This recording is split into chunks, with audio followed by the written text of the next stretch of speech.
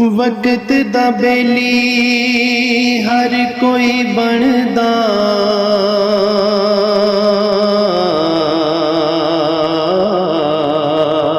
शाला वक्त न खावे डोले। सज्जन बन सब दुश्मन वहंदे, जदों वक्त नू पैंदे रोले।